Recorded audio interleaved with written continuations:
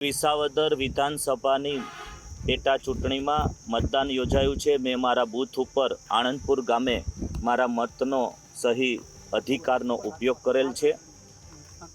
વિસાવદર મત વિસ્તારના તમામ નાગરિક ભાઈઓ, ખેડૂત ભાઈઓ તથા બહેનોને અમે પહેલેથી જ અપીલ કરી છે કે આપણો એજન્ડા છે કે 800 દિવસની અંદર 1000 કરોડ રૂપિયાના વિકાસના કામો અહીંયા પ્રસ્થાપિત થાય અને આપણા મત વિસ્તારને વિકાસની રાજનીતિ સાથે જોડીએ।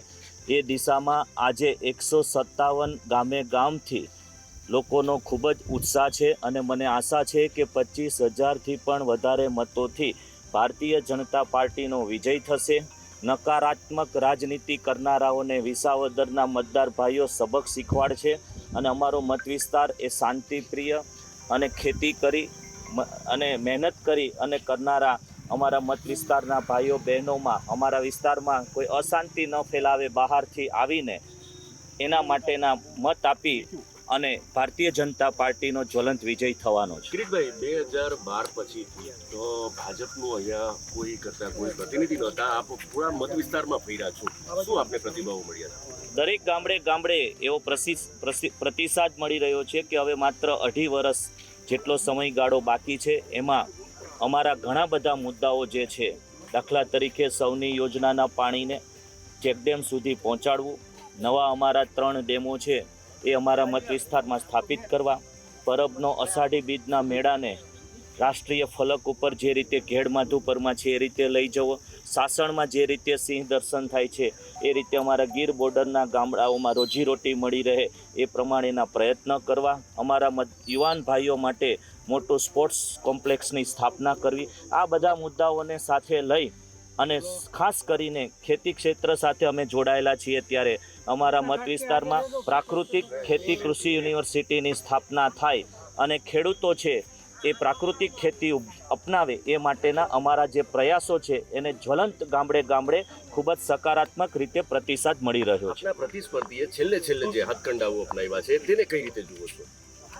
રાજનીતિમાં અને કોઈ પણ ચૂંટણીમાં અમારા મત વિસ્તારે આવી કોઈ ચૂંટણી જોઈ નથી કે પોતે જ પોતાના 12 જેટલા અપક્ષ ઉમેદવારો રાખે અને જે ન કરવાનું હોય એ કરે, આરોપ પ્રત્યારોપ થતા હોય, પરંતુ હદ સુધી જે નિમ્ન કક્ષાનું વાતાવરણ બહારથી આવેલા લોકોએ અહીંયા જે પ્રસ્થાપિત કર્યું છે એને અમારા મતદાર ભાઈઓ બોલીને નહીં परंतु मत पेटी में जवाब आपसे। आप देख रहे हो सुबह से भारी मात्रा में खेडूत, खेत मजदूर, किसान मजदूर सब वोट डालने आए हैं और बहुत भारी भीड़ लगी है यहाँ पे वोटिंग स्थल पे। लास्ट 15 दिन से आप देख रहे हो बीजेपी और कांग्रेस, बीजेपी और आम आदमी ने कैसे कैसे नाटक किया। विसावदर विधानसभा की जनता सब जानती है और मुझे पूरा विश्वास है, मैं यहाँ का एकमात्र उम्मीदवार हूँ तो मुझे वोटिंग करने का अधिकार है। बाकी मेरे जो सामने जो कैंडिडेट है वो तो यहाँ का वोटर भी नहीं है। तो मुझे विसावदर विधानसभा की जनता पे भरोसा है, भारी बहुमत से मैं जीतूंगा ऐसा मुझे विश्वास है। जय गोपाल मित्रों, आजे इतिहास रचवानो, क्रांति करवानो, परिवर्तन लाववानो दिवस એટલે કે મતદાનનો દિવસ। આજે દોસ્તો અત્યારે સવારના 9 વાગી ચૂક્યા છે, 2 કલાક સુધીનું મતદાન થઈ ચૂક્યું છે। લોકોની અંદર અભૂતપૂર્વ એટલે કે ઇતિહાસમાં ક્યારેય જોવામાં ન આવ્યો હોય એવો જબરજસ્ત ઉત્સાહ અને માહોલ ગામડે ગામડે જોવા મળી રહ્યો છે। લોકોના મનમાં એક જ વાત છે કે જય ગોપાલ બોલતા જાઓ અને ગંદકી સાફ કરતા જાઓ। દોસ્તો, લોકતંત્રની અંદર ભ્રષ્ટાચારની ગંદકી, તાનાશાહીની ગંદકી, દાદાગીરીની ગંદકી, લાંચની ગંદકી, જનતાને હેરાન પરેશાન કરવાની ગંદકી સાફ કરવાનો દિવસ એટલે આજનો આ મતદાનનો દિવસ। લોકો ખૂબ ઉત્સાહથી, પૂરી તાકાતથી, જોમ જુસ્સાથી લાઈનમાં ઊભા છે અને લોકોના મનમાં એક જ સંકલ્પ છે કે જય ગોપાલ બોલતા જાઓ અને ગંદકી સાફ કરતા જાઓ। મિત્રો, મારી બધાને વિનંતી છે, ગામના સક્રિય આગેવાનો, વડીલો, યુવાનો, કે આ મહત્વના દિવસે કોઈ પણ વ્યક્તિ મત આપ્યા વગર બાકી ન રહી જાય એ જોવાની આપણા સૌની જવાબદારી છે। કેમ કે ગંદકી સાફ કરવી એ સૌની ફરજ પણ છે અને સૌનો અધિકાર પણ છે। કોઈ પોતાની ફરજ ન ચૂકી જાય, કોઈ પોતાના અધિકારથી વંચિત ન રહી જાય એ માટે સૌ લોકો મતદાન કરે એ જરૂરી છે।